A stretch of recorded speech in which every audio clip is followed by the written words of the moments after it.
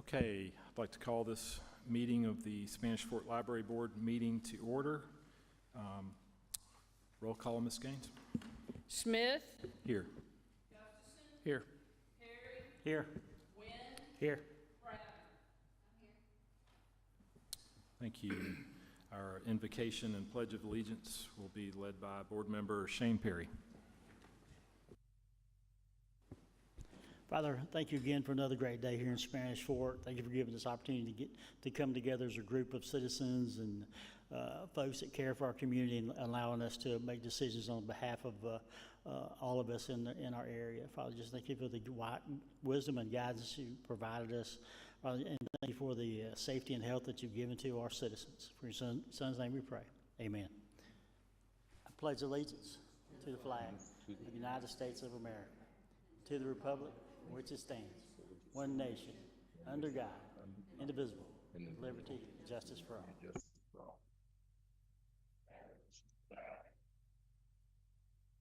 Thank you, Mr. Perry.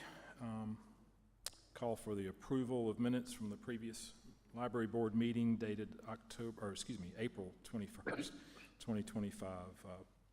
Any revisions or changes to those minutes? Hearing none, the minutes will stand as approved. Approved as, yeah, okay. This time we'll call for public participation. I do want to say we've got only one item on the under new business today, and that's a discussion of our revision to our library policy, our book, and so if you have any comments, public comment about that, if you would hold those until after we have our discussion, we'll allow for a time before we vote.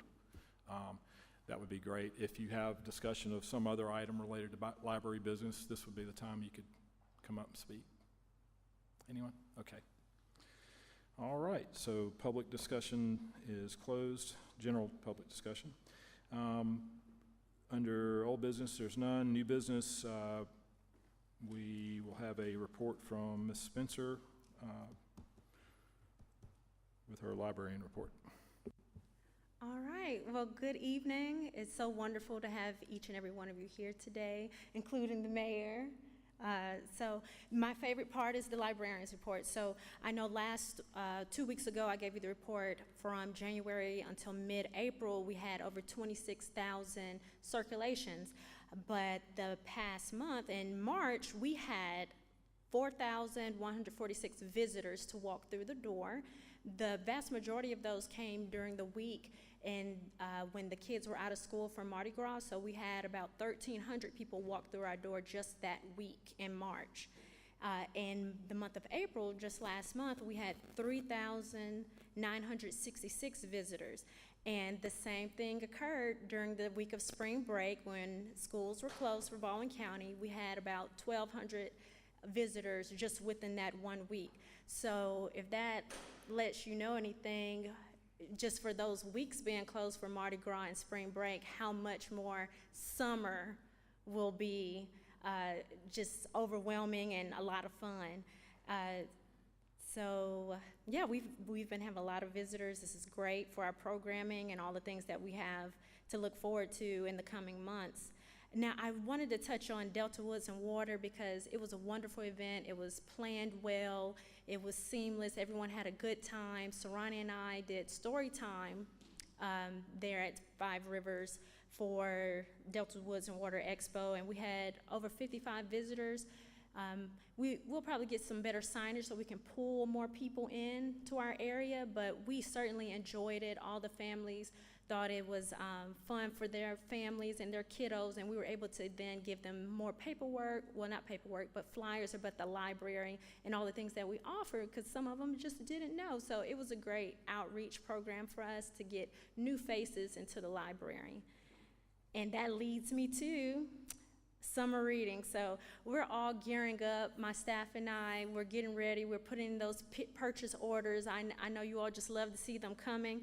And so this year's theme is Color Our World, and that's what we intend on doing here at the Spanish Fort Public Library, especially with our kickoff, which is a glow party. So, get out your neon, things that glow, because we're going to have a good time here in this space come Tuesday, June 3rd at 10 o'clock. Now, a big part of that day will be the great support that we're getting from our friends of the Spanish Fort Public Library, because they're going to provide Kona Ice for us.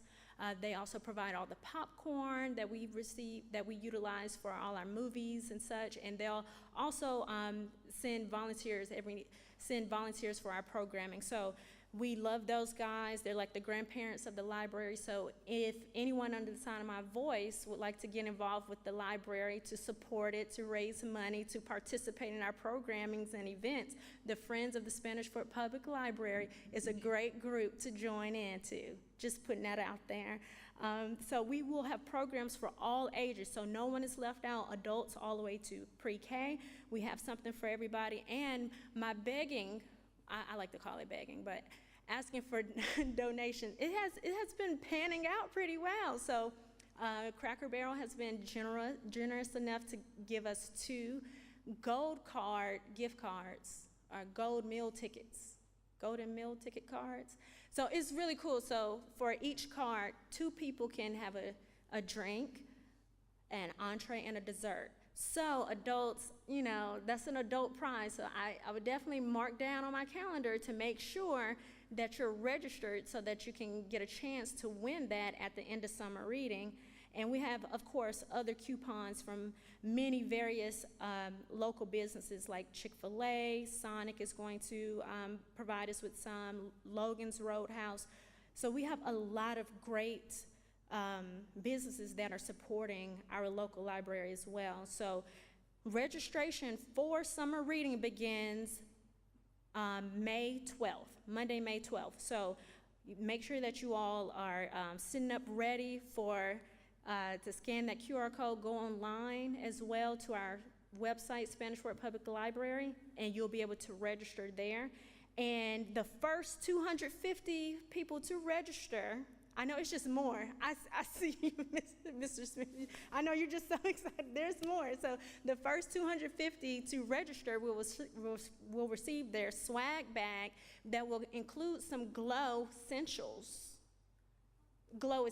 like glow items. So you'll have your wristband and your necklace and some glow glasses. So be sure May 12th that you are registering so that when it's time to pick up your bag beginning June 2nd, you'll have your glow essentials ready for the glow party on June 3rd, right? Yes.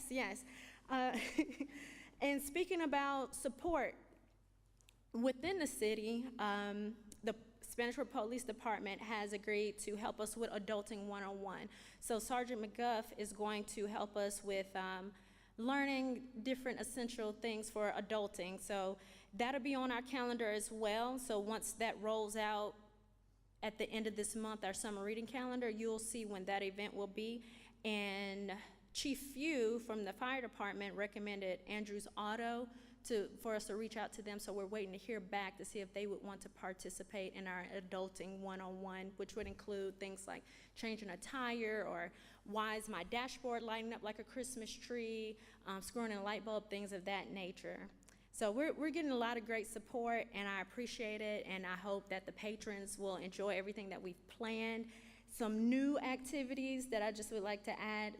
So, we have a wonderful storytime instructor, and so Serrani has also added Color Your Plate. So it will be a series of different dishes throughout the summer that you can register for, and we'll have the link on our website on how to make sushi or taco or a mango lassi or a poke bowl. And also, so that'll be on Mondays, and then she is also going to have a chess hour on Wednesdays at 10 a.m. in the summer. So, we just have something for everybody, and including, of course, our romantic book club. So I know I've had a few people share and like the date for the romantic book club, and it was previously scheduled for May 8th, but it is now scheduled for May 19th at 6 p.m. So Those that have liked and shared it, thank you so much, but please be mindful, it is now moved to May 19th. It's becoming a big deal, so I had to make sure I let everybody know in the public forum here. And then we also have Quiet Book Club that's coming at the end of this month. So keep those dates. Everything's on our Facebook page and also on our website.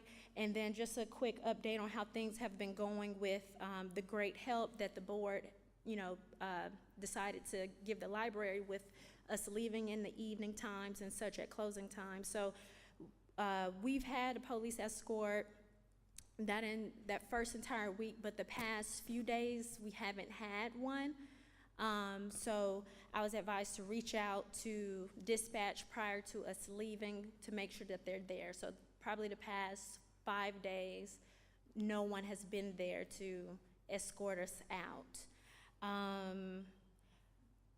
And the equipment that the Mobile Public Library Service was generous enough to lend out to us, it is still with another library currently. So that, we all can smoothly go into summer reading and enjoy it, I would like to postpone moving things around in the library until the fall. Because I'm not too sure when that equipment will be back to the Mobile Public Library Service, and they've been good at contacting me and keeping me updated, but it's just not available at this time. And I was unsure, I'm not too sure if there's a dedication for the elevator just yet, or if we need to be mindful of that, but I'm prepared either way with whatever you all have in mind for that. Mr. A little bit, we're getting the final telephone lines and things like that connected to the elevator to get it fully turned over, closed out, and once that happens, there will be a dedication. I love Ms. Brabner's suggestion about reaching out to Ms. Tapia and having her be the initial rider of the elevator. And we have done so. That's fantastic, yeah. Well, thank you, and that is all for my report right now. Thank you. Thank you. Quick comment. How soon before closing time are y'all notifying dispatch? Because if you would call at least 30 minutes, whoever is closing, call at least 30 minutes and give them time to get here, I think you would probably have a greater chance of having somebody escort everybody out. Okay, I will make sure that we're called at least 30 minutes prior to. Thank you. I just want to say real quick, wow, I really appreciate your enthusiasm, your professionalism, your smile, and I want to work for you. Thank you for all you do. I appreciate you. Okay, moving on then. We are going to move into a library policy book discussion. I believe Mr. Connor has made some amendments based on the feedback we presented to him at the last meeting. Mr. Connor, if you're ready, could you fill us in on the new policy that we're considering? Yes, Mr. Chairman, I'd be glad to do that. This policy has been a policy that's been developing over some time. The first steps toward this policy, I guess, happened in the summer of last year, amendments going into the fall, and then based on information received from the state, some more questions regarding books that were in the library. We had a meeting, I guess, in January. We've had a couple of other meetings since that time, and so this is based on input from the public, based on our review of the policies that you all had adopted, as well as looking out to see what other libraries were doing, our policies that they had adopted, and also monitoring the activities of the Alabama Public Library system and how they are applying the rules, enforcing the rules, and trying to make sure that we are doing the best we can to comply with all of those requirements. It's kind of starting out as just kind of a little bit of a background and ground rules. At its most basic level, we want to make sure that everything we do is respectful. We want to make sure that as best we can, we're trying to take into account the interest of all persons involved, to be graceful, merciful, respectful, all the things that each of us living in this community would hope we all strive to. And in the most instances, for the most part, I think as a community we tend to agree on most things. But there are some things that come along that you don't find complete consensus over. And so we have to figure out how to work through those things so that we can still live and work and be together and give an opportunity to address the concerns as best we can. In this instance, we have multi-layers of issues that have to be considered. One is the Constitution, first and foremost, protection of the rights of individuals to have free exercise of the rights that they have, including freedom of speech, association, all of the things that would impact or could impact this type of analysis. Then we have state law that defines under certain circumstances what type of conduct is appropriate or inappropriate, or may be appropriate for some and not for others depending on their age, depending on other disabilities or things that may be happening at a time that protects them or may protect them. And then we have the Alabama Public Library system that is implementing policies or have drafted policies that condition funding upon compliance with those policies. Then you have community standards, which is what does the particular community feel about an issue or how an issue or idea or concept is observed.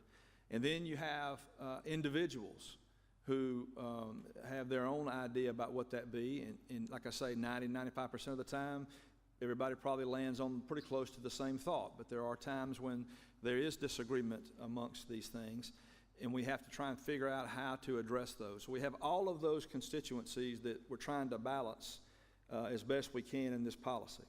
And I think that's been the attempt of the library board and everybody involved in this from the beginning, was to try to, one, hear the needs of the constituents as to the types of materials that they want to see in the library, but then also to try to figure out a way to protect the expectation interests of people in the library, especially when it deals with children. And the exposure to certain concepts and ideas children may have, not only at the library, but in different places in the community everywhere, really. How and under what circumstances do we protect that, protect them, while at the same time giving an opportunity to have materials available for people that need them or want to use them to educate their children or educate others. And so it's with that kind of background that I wanted to lay that out. And also just to kind of say here before we get too far in, that there is no perfect person, place, thing, policy, anything.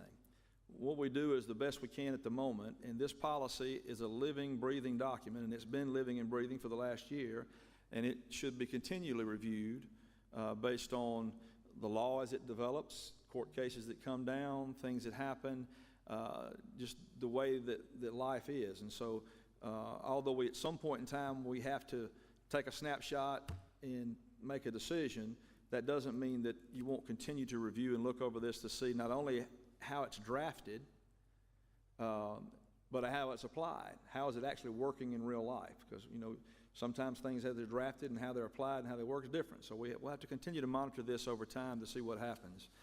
And so with that said, the policy is basically an attempt to meet as many of the requests for information that we can, while at the same time protecting children as defined by the state of Alabama, 18 and under, for purposes of this policy, and then giving parents the control to the extent that we can over how and under what circumstances their child is either allowed to see these materials, check out these materials, be exposed to these materials that may be concerning or may be outside the policy for purposes of being located in the children's section, because our children's section is for ages 12 and under, but it may be that it's appropriate for a child that's older than that.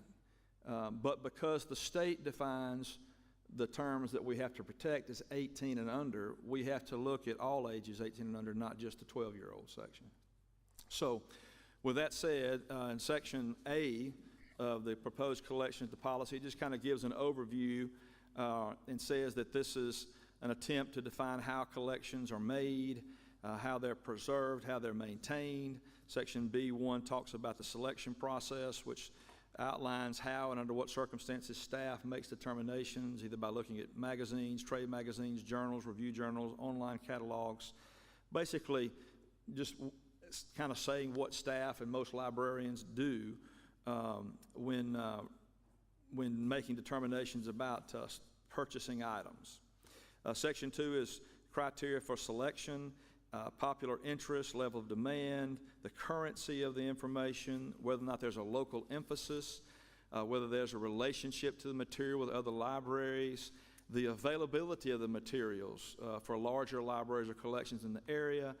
We do or have in times past been part of the Baldwin County system, and I do think we still do sharing, I believe. Is that right? And so, you know, if there's a material that our library doesn't have, it can be requested and received for that person to utilize and use. Physical limitations of the building, and there's just a laundry list of things, including diversity of viewpoint, authoritativeness, just numerous items that should be considered in determining whether to purchase, keep, and or remove materials. And as part of that last section, last sentence of that section, or two sentences, it says the Board of Directors will uphold the principle that censorship is largely an individual matter, and anyone is free to reject for oneself books which do not meet with the individual's approval. But then it goes on to say the determinations of age appropriateness and safeguards for minors do not constitute censorship, and the Board of Directors will fully comply with Spanish Fork Public Library policies, which includes compliance with applicable laws, rules, and regulations by the state. And then we have a provision in our section that talks about selecting materials for minors. And the idea here is that we would be careful about purchasing materials for the section that would be violative of state policy, which includes materials that would meet the legal definitions of obscene, or materials harmful to minors, or materials that based on community standards would not be appropriate based on the content and or the presentation of that content. Those are terms that the public library policies used, but they didn't define what they were. And so in looking around the country and looking around the state as well, to see how they did, they basically did what we had talked about doing as well in a work session, which was looking at state code to see how that's defined for purposes of the state code. And so we have adopted the language from section 13A-12-200.1, which defines certain terms. And it defines one of those is section 11 of that section, defines harmful to minors, and it says that term means the average person applying contemporary community standards would find that the material taken as a whole appeals to the prurient interest of minors, and B, the material depicts or describes sexual conduct, breast nudity, or genital nudity in a way which is patently offensive to prevailing standards in the adult community with respect to what is suitable for minors, and C, a reasonable person would find that the material taken as a whole lacks serious literary, artistic, political, or scientific value for minors. The next definition is obscene, and it says that term means A, the average person applying contemporary community standards would find that the material taken as a whole appeals to the prurient interest, and B, the material depicts or describes in a patently offensive way sexual conduct, actual or simulated, normal or perverted, and C, a reasonable person would find that the material taken as a whole lacks serious literary, artistic, political, or scientific value.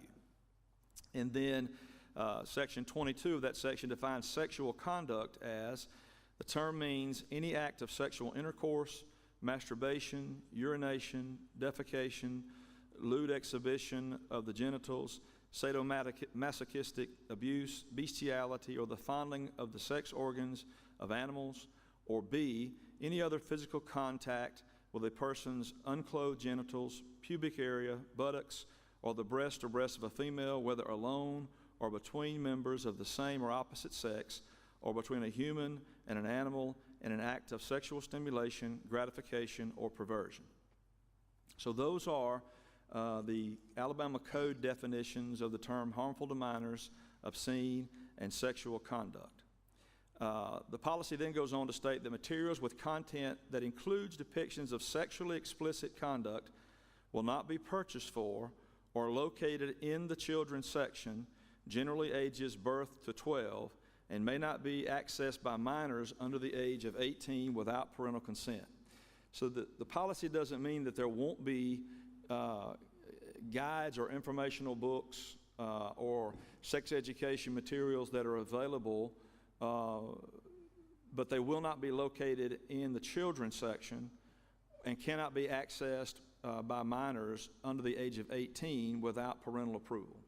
And that's the policy that you adopted several months ago, whereas we have a juvenile card, I believe it is, Shanavia, and that is for children 12 and under. Is that right? So we have two borrower types. One is adult, and we have, well, I guess we have three. We have adult, Spanish word adult, we have Spanish word children, and we have Spanish word restricted. Okay. So upon an adult guardian signing the form, allowing their minor child to access the full library, then it's Spanish word children. But if the adult grown-up guardian does not decide to sign that form, it is Spanish word restricted card. Okay. So with the idea being that unless your parents have given you consent to go to the other sections of the collection, you can use the 12 and under section, and you can check out books from that 12 and under section with your card. But your parents have the right, if they want to consent, to allow you to have access to every book in the library and to check out books in the library, subject to internet policy, DVD, and other ratings policies that may apply for other materials and that are outside of this policy. But the idea is that it puts in the parents the ability to determine what is appropriate and how they access and use the library. Again, with the summer reading program and the expectation interest that you all have been trying to address is that parents want to be able to, some parents want to be able to have their children be able to move freely through the children's materials, but there are certain concepts, sexual conduct and certain other concepts that they may not be comfortable having their children have access to at that time. There are other parents whose children may be ready. Children mature at different levels. Some children at 10 know much more than certain children at 14. There could be any number of things that have happened to address. Those materials are available and will be available with parental consent for that child or that parent to have access to. But in order to meet the policy, which is 18 and under, we're having to adjust the policy to make sure that we're complying with state rules and provisions. Next, even age-appropriate materials regarding religion, history, biology, or human anatomy may not be construed against the rule. However, if those books have materials or a graphic or have something that changes the focus of those books, then they may need to be considered or determined based on a suitable audience. And then we went forward. One of the things that was said at the last meeting, which I thought was very appropriate and something that needed to be addressed, is that there are certain topics or ideas or concepts that are not harmful necessarily to minors, are not obscene necessarily by definition, may or may not involve sexual conduct, but may be of something that a parent would want to have the ability to determine the age at which that child accesses that information. And so the next section, sentence, this is the same. It says, materials for children that contain nudity or discussion of sexuality must be shelved in a separate area of the library to be accessible only with parental approval, even if the text is regarding religion, history, biology, human anatomy, or sexuality. And then it defined the terms of sexuality and discussion of sexuality, but we wanted to make clear that we were not making necessarily a statement about whether or not these were appropriate, inappropriate per se, but that these were topics that parents might have a different idea about how and at what age they wanted their child to be exposed to them. And so this is the statement. It says, while these materials may not be deemed harmful to minors or obscene, the terms and phrases human sexuality and discussion of sexuality include topics related to sexual orientation, gender identity, consent, and sexual ethics may require parental guidance. The libraries may not direct children birth to 18 years to those selections without parental approval. Materials that do not contain sexually explicit material but require parental guidance must be separated from the selection of other children's books, but may remain in the children's department. So it leaves open the possibility that we create an area where you have parental guidance to access for children. It just gives flexibility, but clearly in order to deal with the mandate and to give parents control, there needs to be some way to make sure that those books are available, but only available at the time the parents determine that they should be available. And that's kind of the discussion there. He goes on and talks more about in detail about, what is appropriate, but I think those definitions that we read earlier pretty much cover what we're talking about. I'm going to finish the policy, walking through the policy, but there's a book that's called Let's Talk About It. The author is Erica Moen and Matthew Nolan. And it is rated for 14 years old and up. And it's characterized as a teen's guide for discussion purposes of sex, and covers a wide array of topics from consent, rape, inappropriate activities, feeling how you respond when somebody is trying to abuse you. It covers things like contraception. There are topics in this book that are definitely appropriate for discussion, for learning, for guiding, but there's a significant portion of this book that many, many people, I think, if they looked at it, would feel like that crosses the line in the pictures that it depicts, the activities that it depicts.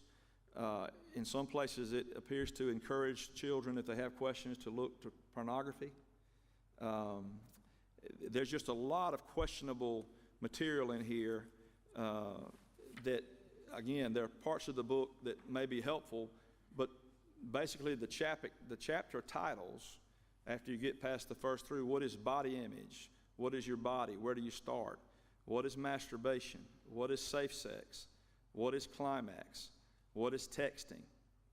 And those are topics that deserve discussion, but these are pretty graphic discussions. There are pictures, there are drawings, and the question is that appropriate for 18 and under, 12 and under? Where should this be located in the library? If you determine at that point that it's appropriate, the next section is what are kinks, fantasies, and porn.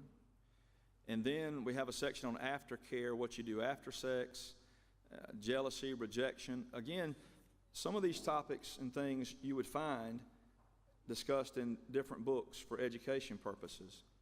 But this is when the policy is, when I get through going through the policy, I'm going to kind of walk through this book in its discussion as to how this would be reviewed. And this is basically, this is one of two books that were brought up recently that had us come back and look at this policy again.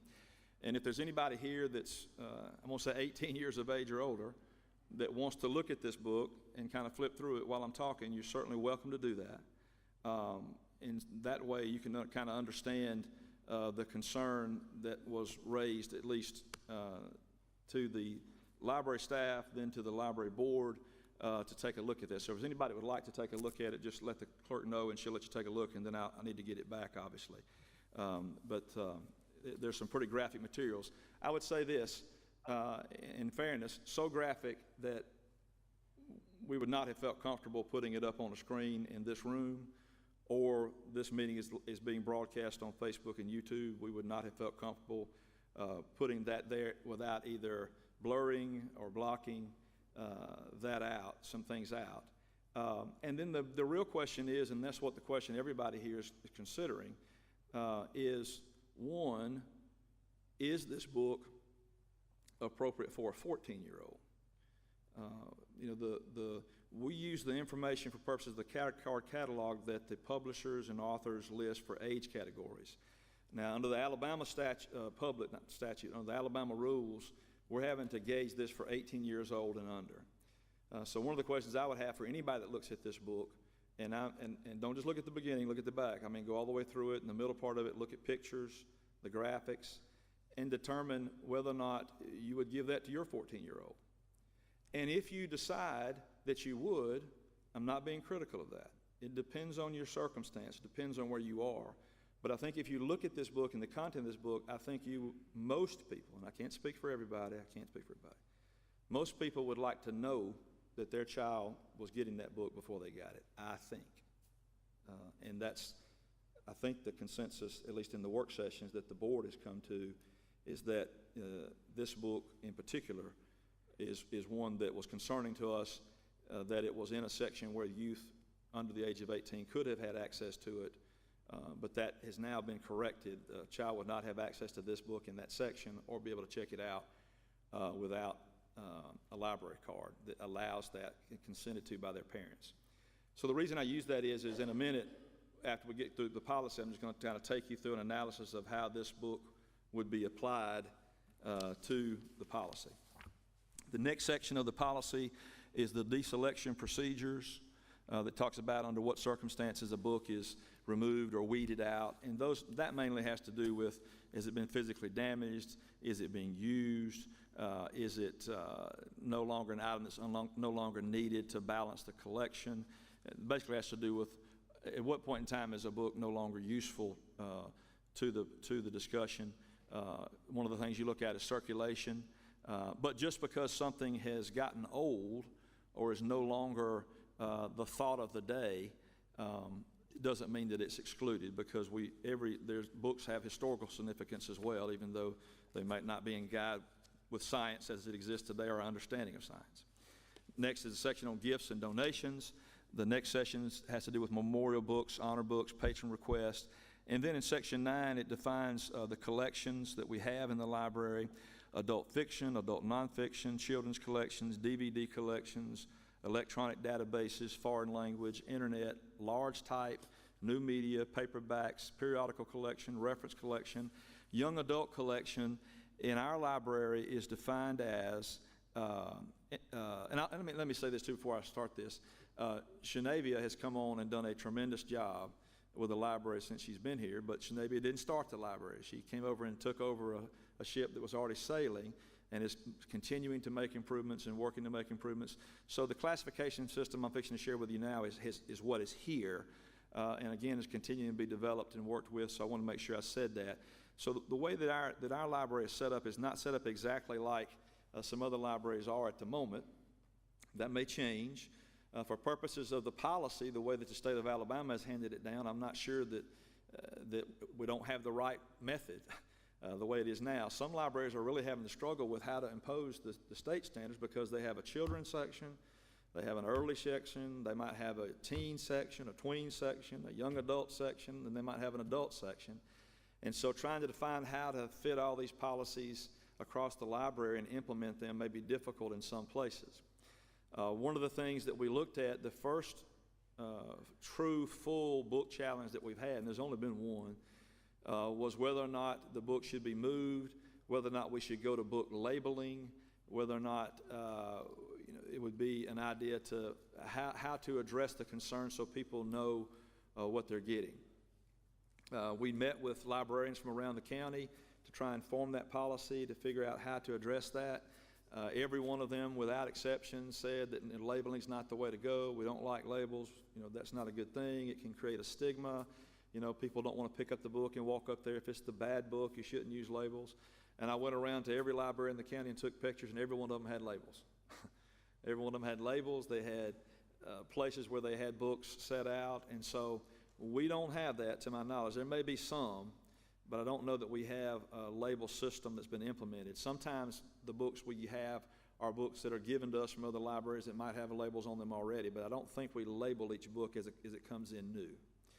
And so hearing the comments and concerns about stigma, about making it difficult for people to check out, we did not want to go to a labeling, or at least the board didn't want to go to a labeling system that might make it difficult or discourage people from checking out. And so we have not implemented labels at this point in time. The next part is special considerations for minors, and this is the part that deals with the state policies. And it basically mirrors a state policy that we adopt and says the library is further organized and located its collections based on a consideration of appropriate content. Special consideration will be given to collections for children ages 17 and under. So the way that our library is divided presently is we have a children's section that's 12 years of age to birth and under. And then we have a young adult section that is defined as 18 to 25, basically, or 18 plus. And that really has to do with, I believe, Shanavia, the types of materials that are recommended, or that young adults may find that they want to read or use, or maybe you can give some input as to why we separate out young adult. So after consulting with a lot of other high-esteemed professionals, librarians in the area, they were in support of my idea of making young adult 18 to 25. Hence, adult is in the title of young adult. So I felt that it was appropriate and proper to have it be deemed for ages 18 to 25.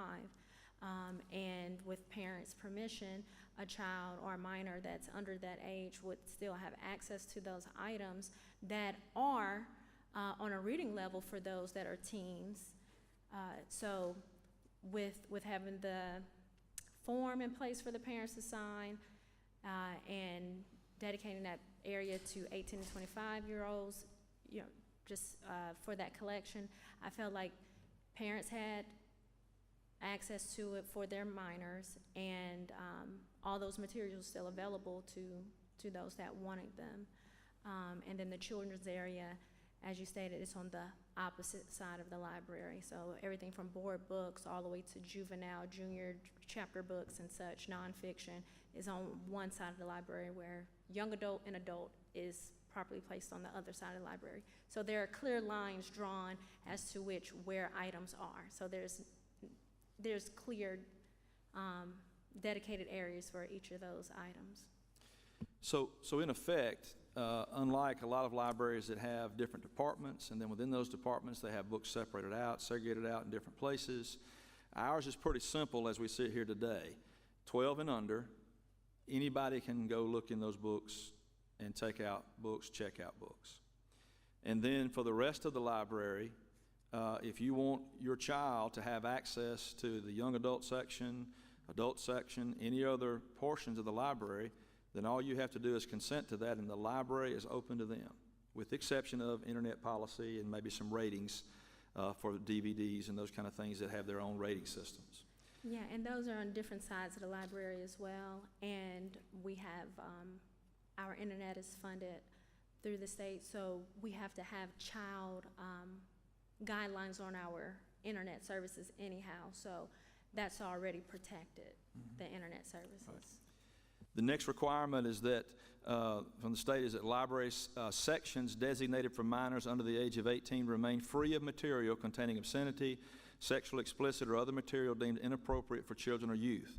Age-appropriate material regarding religion, history, biology, anatomy should not be construed as being in violation of this rule, and then staff will work to continue to ensure that the collections are age-appropriate. And then the last one basically is that collection development for these sections should not include any material advertised for consumers which is under the age of 18, which contain obscenity, sexually explicit, or material deemed inappropriate for children or youth. So again, this book clearly contains material that would be deemed sexually explicit. That's not to say that somebody might not find that it has some value and for purposes of education, but under the state policy, you'd have to be 18 years of age in order to access this based on the material, I think. And again, we'll talk about that a little further in a minute. But it is available for any child whose parent would allow them, as long as it stays in the library, would allow them to access that material. All library cards for minors under the age of 18 would require a card to be approved by their parent in order to check out those materials. And then the next section is safeguarding minors. Again, it talks about the parent or legal guardian giving consent, minors and having access to books, including electronic, social media materials. And then the next section outlines the library departments, as Shanavia mentioned, birth to 12, young adult 18 to 25, adult 18 plus.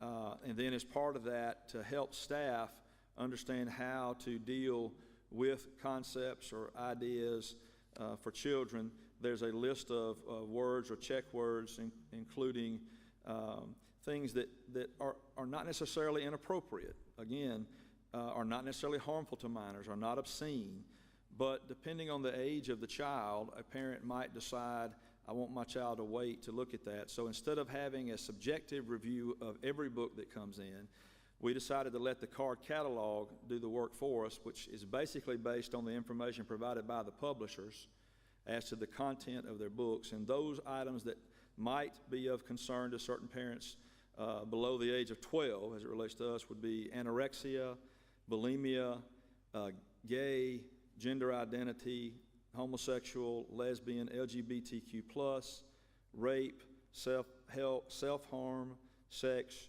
transgender. This is not an exhaustive list. This list may continue to grow depending on how we review things. It also may shrink. It may be that some of these things need to be reconsidered over time. But in an effort to try and address the state's concerns, these books are not being removed from the library. But in order to access those, if you are a child, you have to have parental consent to do them. They're in the library. They've not been removed to my knowledge. I don't think the library has moved a single book from the library. The question is, where is it placed and how is it accessed? Next point is discarding library materials, replacement, binding. Those are all things that has to do with maintaining the quality of the materials, the books themselves. The next section is reconsideration procedures. And reconsideration procedures is what happens if someone challenges a book. How is that handled? What is kind of the standard, or what do we look at? The policy from the American Library Association and other libraries was that if a book was challenged, then it's not removed from circulation. It remains on the shelves until appropriate review by the board or reviewing agency. In many instances, that would probably be appropriate or okay. But the concern that we had was, and it just takes time for things to happen. You have to, under the policy, you have to give notice. You have to have an opportunity for the board or whoever's reviewing the materials to review the materials and its content in full, not just in part. Review it in full to see what it says, what it does, and then get together to meet, notify the interested parties, notify the public hearing, and have a discussion about it. And then the librarian has to issue a letter, and then there's just a procedure that's involved, and that takes some time. Depending on, the time of year, if you got Christmas or, we want to make sure that we give opportunities to people to be heard. And the last thing we want to do is have a library book review meeting on Christmas Eve when nobody's paying attention. So sometimes we add a week, or it could take anywhere from 2 weeks to 45 days sometimes to do a good job to make sure that you've covered all the bases.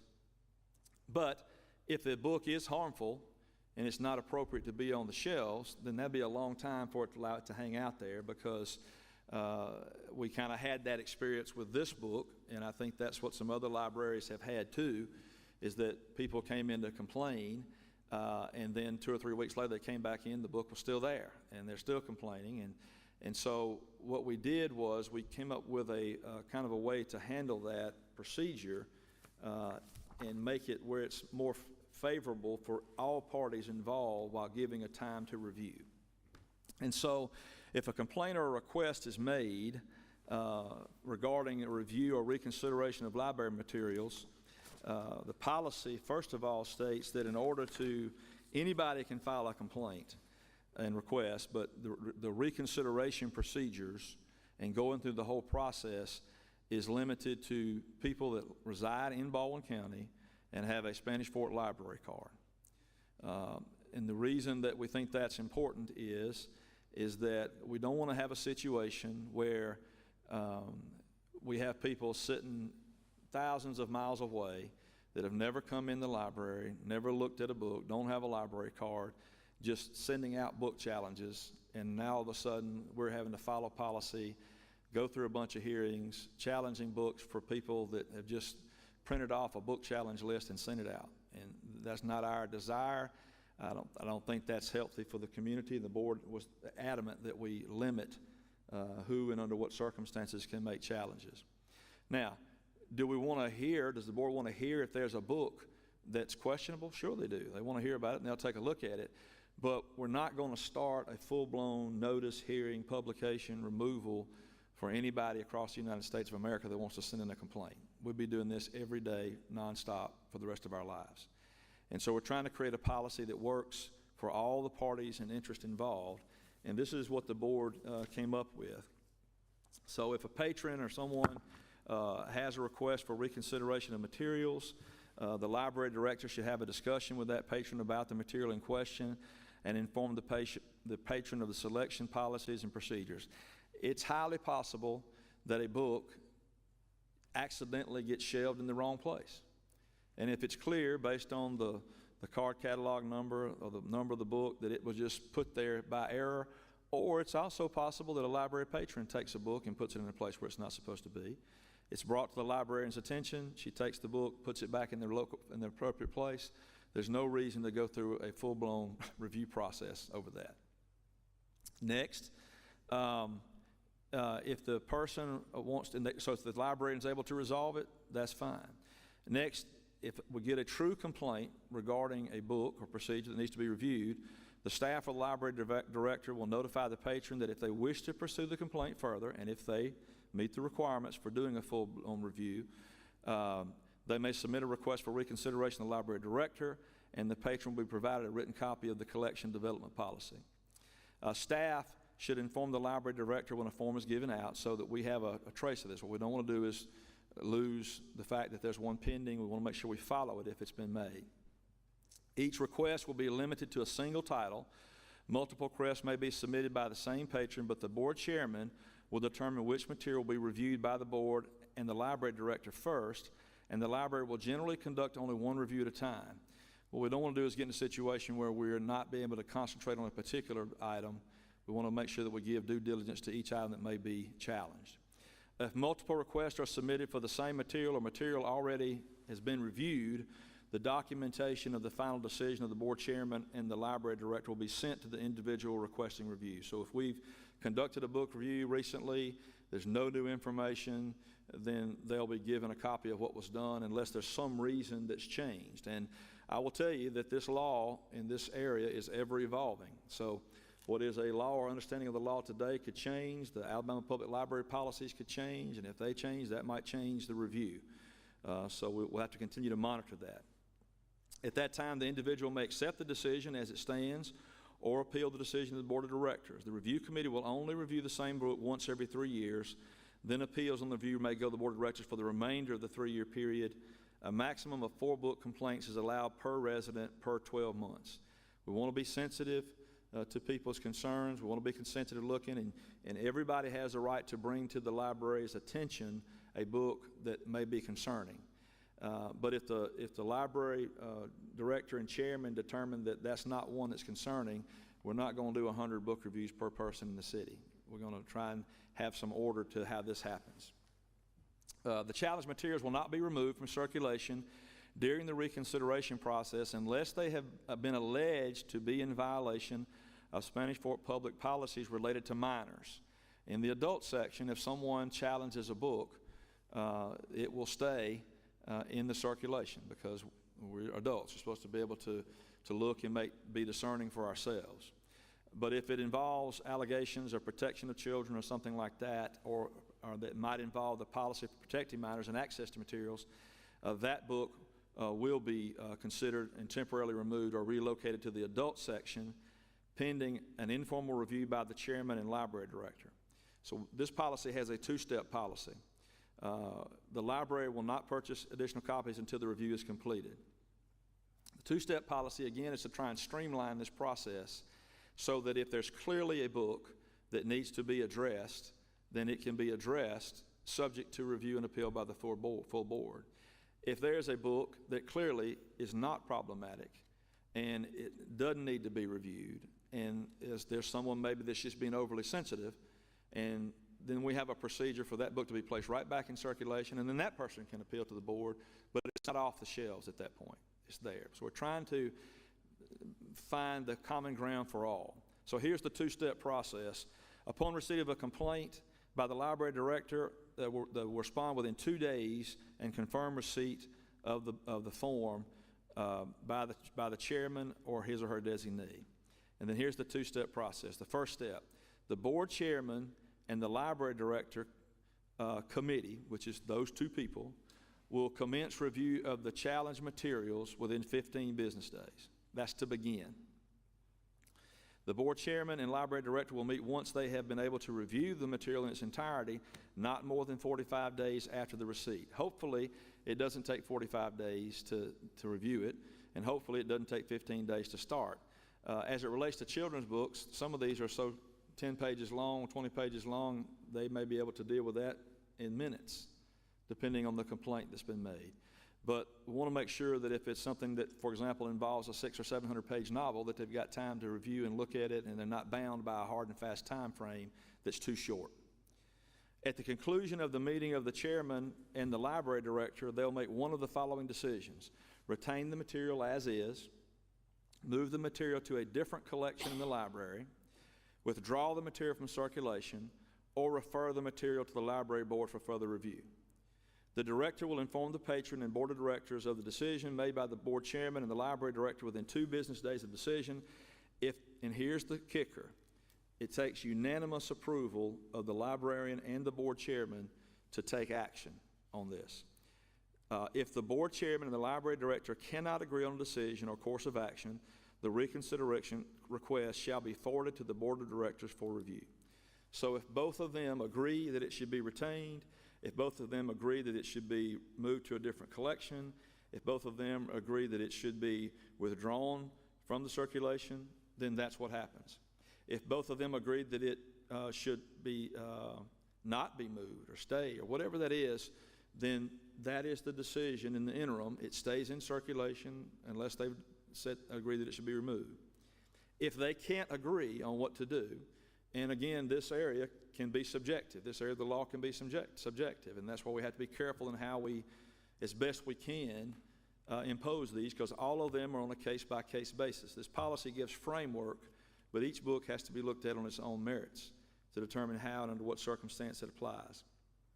If they cannot agree on a course of action, it's referred to the board of directors for the full hearing process, as we've talked about earlier. If the patron is not satisfied with the decision made by the chairman and the librarian in the first step, they have the right to appeal that to the board. Also, the chairman and the board and the librarian also reserve the right to say, this is too complicated, we don't know exactly what the answer is in this, I'd like to have the input of the full board, and they can refer it. And so the idea is that we create an interim step to deal with matters as quickly as we can. If there's consensus that's reached by the chairman and the librarian that is also satisfactory to the complainant, then we've accomplished everything we need to accomplish. If it's not satisfactory to the chairman or the librarian, it comes to the board. If it's not satisfactory to the complainant, it goes to the board. So it gives us an extra step there to try and get it right, not get it wrong, try to get it right. And if material deserves to stay in its place, that it goes back to the shelves as quickly as it can be. If material deserves to be removed pending consideration, it gets removed as quickly as it can be. but it also helps us to guard against what could be, again, people submitting 100 books to be challenged, or people submitting books because, for whatever reason, and I don't know what that might be, we just get repetitive book challenges, or it's a challenge that just really doesn't have any merit, if that makes sense. So with that said, we also have an amendment, some appendixes that have the collection request review form, reconsideration form, and then we have guidelines in the back for if our book review is actually done by the chairman, librarian, and or the board as a whole. It gives a discussion guide, items and things to consider when doing that book review, which include but are not limited to bearing in mind the principles of freedom to read and base your decisions on those broad principles rather than a defense of an individual material. Bear in mind determinations of age appropriateness do not violate the freedom to read. Again, to this day, to my knowledge, the library has not removed any materials. The library board has determined that based on the requirements from the Alabama State Public Library System and other regulations that are being provided to us, that age appropriateness and locations within the collection are having to be made. That you realize there's First Amendment right to read and have materials, and the library's general mission statement to provide materials that are challenging or weighty and give information for review and diversity of viewpoints. And then, again, the reputation of the creators, the publishers, the producers. I don't know all the names, but Caldecott Award winners. I mean, there's all kind of criteria in books, reviews, to look at in determining whether or not it's appropriate.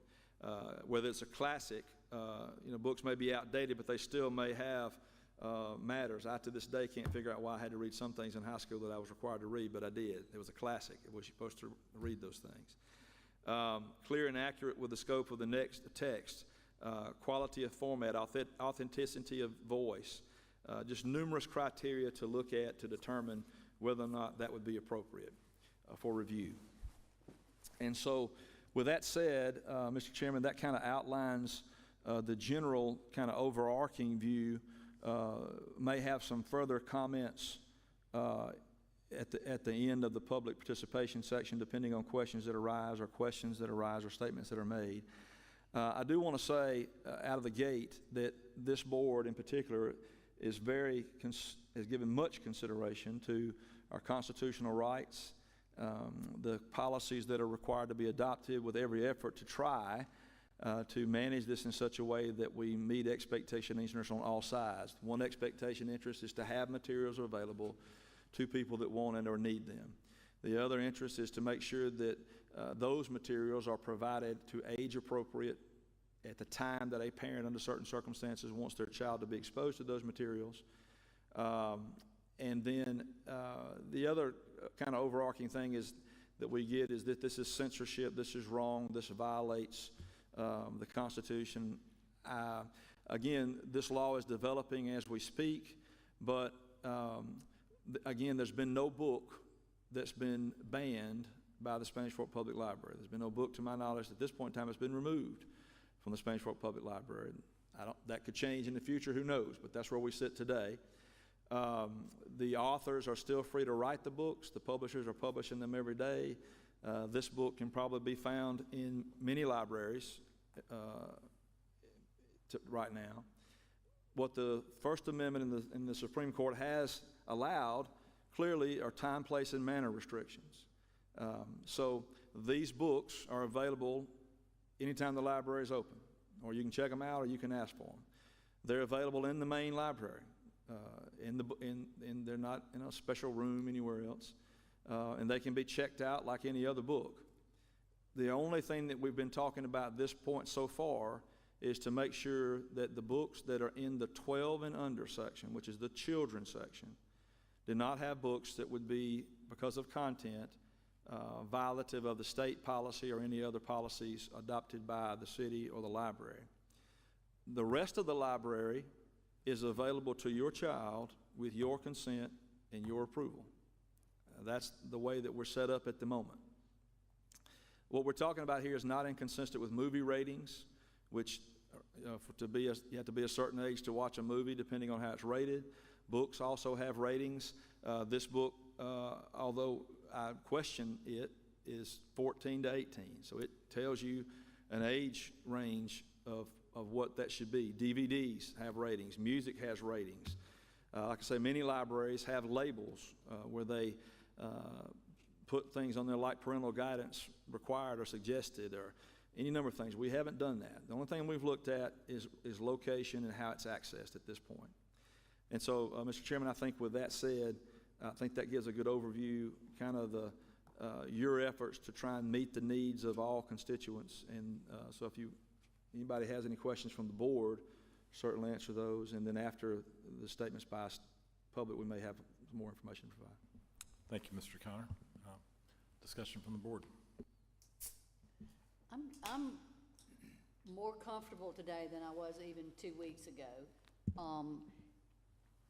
The beauty of this policy is that it puts the control back in the parents' hands.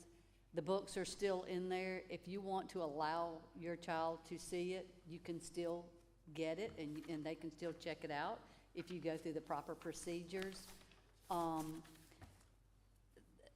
It's going to require the parent and even the young adult, whatever, to go back to the card catalog. If they're looking for a specific book, the way that it is written in the card catalog will tell you pretty much what that book is about.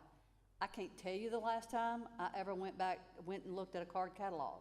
It has never been in the Spanish Fort Library that I've looked at a card catalog. But I'm also going to reiterate what David said on kids grow up and mature at different points in time. I had a 13-year-old that still believed in Santa Claus. So for him to have been able to get his hands on this book would have horrified me. I do believe that book has more information than in our generation looking at a Playboy magazine. And that was in our children's section. So once we moved it, we've pulled it to discuss it, and then we'll put it back in the adult section. That's fine. Playboy is available for 18 and overs, but that book has no place in our younger than 18 place in our library. Playboy's not in the library, though. Playboy's not. And I would just like to add, Board Member Brabner, you're very spoiled at our library, so of course you don't have to look at the card catalog. Because whatever you like, Cheryl, she's awesome at recommending books, so there's no need for you to look at the card catalog, because we'll take good care of you and anybody else. And in the book, it was always in young adult. It was never in the children's side of the library. It was always in young adult. And I will say this too, I'm trying to think last time I used a card catalog, it's been a while. But unlike the way it used to be, our card catalog is available on a cell phone app. You can walk, isn't that correct? It's available online. Okay. The county is who maintains that website. Okay. But you can, unlike the old days where you had to run back and forth to pull out a card, you can walk around with your iPad, cell phone, whatever, look at this book, have access to it, obtain information much easier than it was when we used to do it. So. Anyone else? Mr. Connor, I did want to ask a clarification. I think maybe you just misspoke, but I just want to be sure. On a patron bringing a challenge to the staff and then escalating that to the official challenge, you said that the complainant could be a Spanish Fort Library card holder and Spanish Fort resident. I believe that should be or, right? Should that be, I believe we had asked for that to be or if you are a Spanish Fort resident or a Spanish Fort card holder? And if I got it wrong, I'm sorry. I thought y'all said and, but the way it's written is patrons residing in Baldwin County, Alabama, with a Spanish Fort Library card, who are in good standing with the library and concerned that a specific material is in violation of policies may request. Now, I thought, and it went both ways, so if I messed that up and we need to add or, we can. What about our friends that live in Timber Creek that hold a Spanish Fort Library card, but they aren't, It's- they it's- don't reside in the city. Well, it's not a resident of the city of Spanish Fort, it's a resident of Baldwin County. Yeah. A resident of Baldwin County with a Spanish Fort library card who is in good standing. Okay, thank you, that's, Is that what y'all wanted? I believe that was correct, yeah. yeah. Either I misheard or you misspoke. I'm sure I misheard because you never misspeak. We had that discussion at the last meeting as to whether or not you wanted to limit that, the ability to challenge to city of Spanish Fort residents. And where I think you ended up was that you wanted to open it to Baldwin County residents that had a Spanish Fort library card and who were in good standing. Mr. Mayor, did you have a comment? Yeah, I've got a couple, and Ms. Connie did a very good job in your presentation. And it's very well thought out, in my opinion. I love the policies and procedures that we have put in place to safeguard our youth. It really gives the parents control over what they want to allow their children to see or check out. You know, community standards are something that we do pay attention to. And I guess really the only question I have is, with this new policy that's being proposed, does it meet the state guidelines from the APL? And I believe that answer is yes. Is that correct? Yes, to the best of my knowledge and how we understand the policies, I believe it does meet those guidelines. And I also think that it improves on some of the policies that we also review, but I do think it meets state guidelines. And what I mean by that, for example, is when we were looking at different policies, we saw some policies that were very extreme in removing items from the library. We saw some that were very extreme the other way, that they didn't remove anything, and it didn't matter what it was staying with the age group. But what we ended up finding was the steps you had taken so far were basically the steps that the other libraries that we did find that we liked their policies were taking. And one of the things that was missing again in the state policy was the definition of harmful to minors, sexual conduct, and obscene. And so we had actually discussed talking about taking those definitions, and it was refreshing to see that other libraries had done that. And so while this policy is not exactly the same, but there are large portions of it that were taken from North Shelby Library, I believe it is. We also compared it to Huntsville, Foley, several other libraries around the state that use the same or similar language, and then we adopted it to make it work for what you all have here in your particular divisions or departments. And then also, I don't know that anybody, maybe they do, but anyway, we wanted to make our reconsideration process a little easier to deal with, and so we did that as well. The other thing I like Very well done. and wanted to reiterate is this is a living, breathing document that will continue to evolve. Heck, right now, on the state level, they're still talking about this. So some of those are going to dictate, I'm sure, further review of the policies and things like that. So this is a first run at it, well, kind of a revised first run, but it will be living and evolving as things evolve. Okay, the only thing I'd add is I do appreciate the time and effort Ms. Spencer's put into it. I know she and I have met with Mr. Connor several times to discuss options, and I know this board has also met a few times to discuss it, and all the time you've spent outside of this, and certainly the time Mr. Connor's putting into words what our sentiments are. So I'm not sure I have anything else to add to that. I did want to go ahead and open this up for public discussion, public comment. I would ask that we be respectful of time. 3 to 4 minutes would seem to be appropriate. Try not to repeat the same thing someone else has said if possible. So with that, I'll open the public participation regarding the changes to the library policy. And please state your name and address when you address us.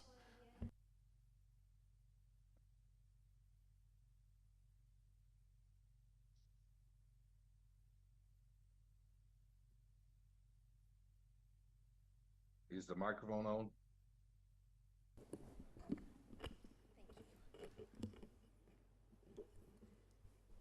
Hello, all right. Hello again, I'm Angie Hayden, 910 Silver Creek Court in Prattville, and I hope that this is the last time you'll have to look at me. I drove 3 hours here this time and last time because I feel like this is incredibly important, and I want to make sure that you guys have clarity. Prattville is kind of ground zero for this this movement against these books that we've seen in Alabama, and the Prattville Board is now the defendant in a federal lawsuit.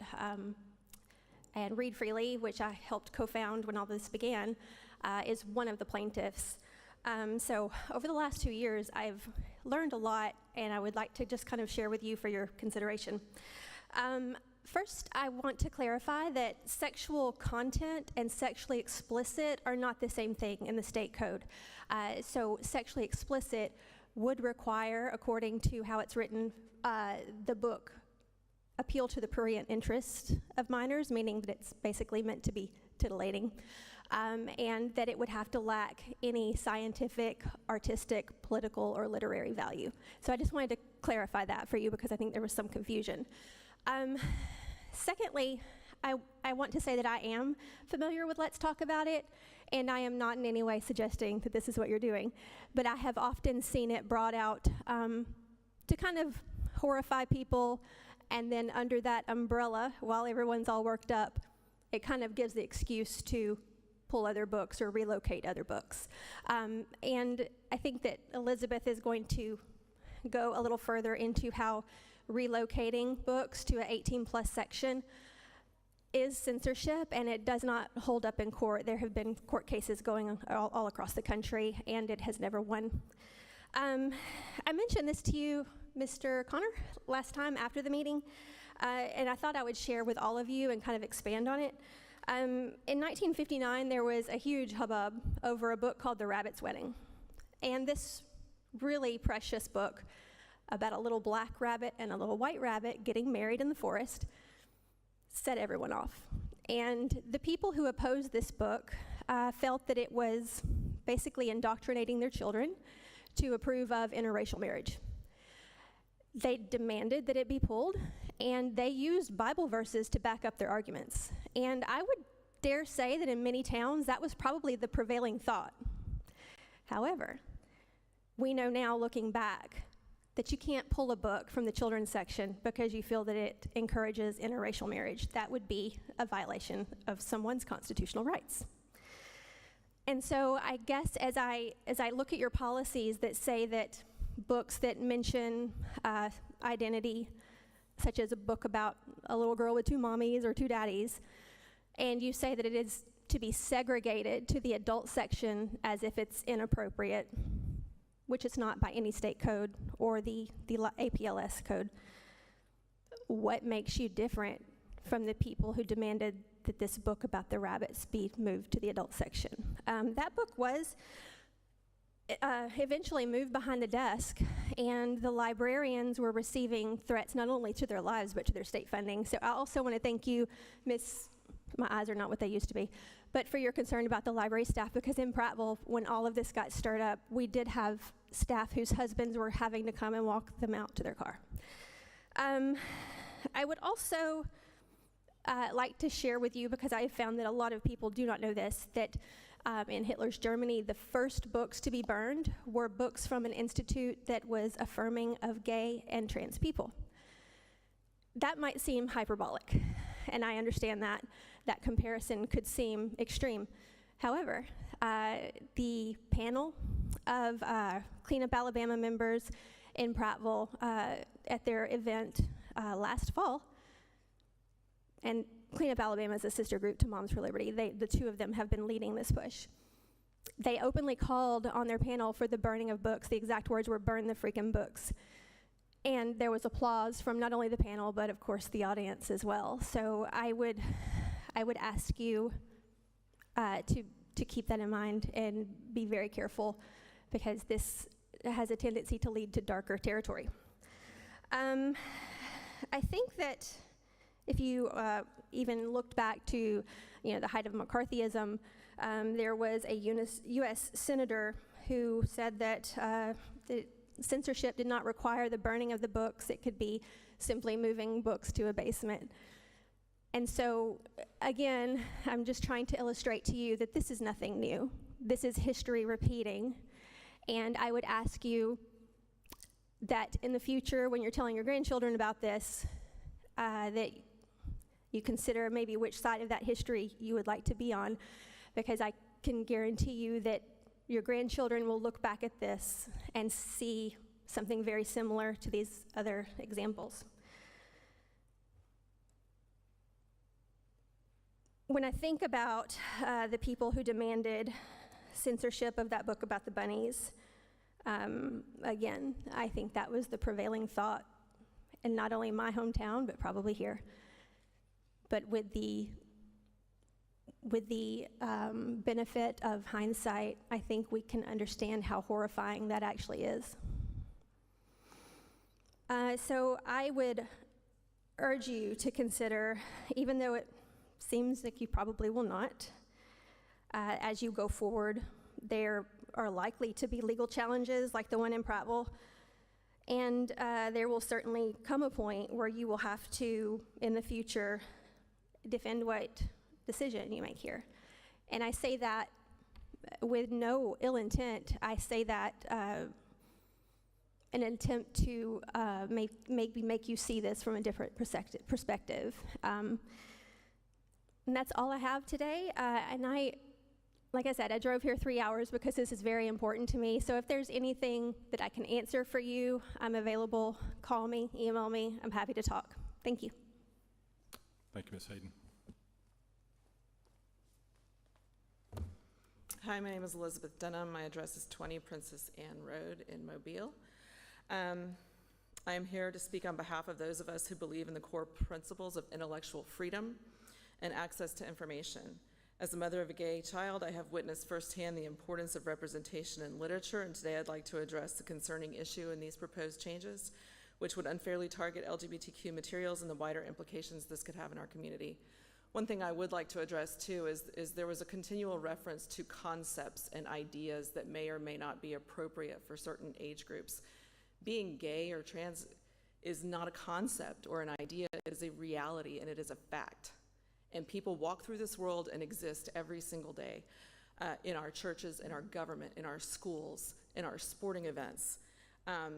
And so I don't understand why the library wants to erase or limit access to the things that we see every single day in our world. I also want to look at some case law. We keep saying this is not censorship, and case law would not agree with that. Sund v. City of Wichita Falls in Texas, which was in 2000, the court ruled that moving LGBTQ books from children's section to the adult for the purpose of viewpoint discrimination violated patrons' First Amendment rights. The court found that this action was unconstitutional attempt to suppress access of certain viewpoints, and that when books are moved out of a section where children can freely access them simply because they contain LGBTQ themes, the action is more than a relocation, it is censorship. That's what the court said. We must ask ourselves, is that what Spanish Fort Library wants? A place where voices are silenced intentionally in a marginalized group. A second case in 2023, Crawford County, Arkansas. This illustrates the significant cost of such actions. The city was ordered to pay hefty legal fees after it segregated LGBTQ+ books from the children's section. The court deemed that the relocation was unconstitutional. This highlights the costly consequences of targeting these books. They were ordered to pay, the library board was ordered to pay $112,000 of the plaintiff's legal fees when they were found in violation of the First Amendment. So this is a reminder that there are more consequences than just public perception. There are financial consequences as well. Hamilton East Public Library was in 2023. This case, the library board passed policy to review and relocate controversial books, including LGBTQ+ themes. The library ended up spending $60,000 reviewing and relocating thousands of books before the board realized the mistake and reversed the policy. The harm caused by these actions was not just financial, but also ideological, as LGBTQ+ individuals and families were once again made to feel excluded. The cost and confusion caused by these decisions were avoidable and serve as a cautionary tale. So the proposed policy changes here at Spanish Fort would move LGBTQ books to different sections, whether it be in a restricted children's section or the young adult. I know some books have been moved to young adult and adult sections that are board books, completely inappropriate for adults who would want to never check those out, unless it was for a child, therefore belonging in the children's section. I've reviewed this policy. It's clear that such a policy would result in discrimination against LGBTQ individuals. Sending these books to sections where it's harder to find or access sends the message that these books are not worthy or equal of placement in our library, which is censorship as determined by the previous 3 cases I've listed. Again, the policy exceeds the guidance issued by the APLS. The APLS policy simply asks for relocation of books that contain explicit content, but this proposed policy goes beyond that by singling out, in particular, LGBTQ+ books, even when there is no sexual content in those books at all.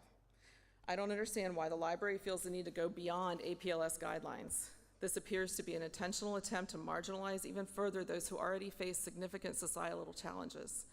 It's not about protecting children. It's about silencing and segregating voices that don't fit a particular narrative. In the last meeting, the board specifically stated moving books is not censorship. You've stated it again today. This reflects a gross misunderstanding of precedent. The cases I've shared that idealize or that relocate books for the purposes of restricting access based on content, especially when it's aimed at certain viewpoints or communities, is censorship according to these case law. This misunderstanding could be very costly for the library in the event of a lawsuit, both financially and in terms of public trust. I want to reiterate again that books with LGBTQ themes are not inherently explicit or inappropriate. These books are not by their nature sexual or explicit. Many of the books explore the themes of love, family, friendship, themes that all of our families enjoy. They deal with the universal truths that everybody else is entitled to read about. Why not LGBTQ families?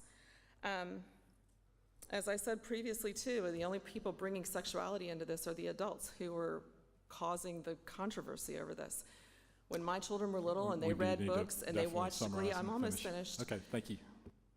They said, hey, what about this? What about boys and girls and girls? And I said, sometimes boys like boys and girls like girls. And they went, oh, and they ran off to play because it wasn't sexual for them. That is not what it is. As Angie said, Read Freely is now involved in a federal lawsuit. And I just don't think that's a place we want to go, personally. So I would urge you to consider the lessons from these cases, the harmful consequences of these books that disproportionately affect marginalized communities.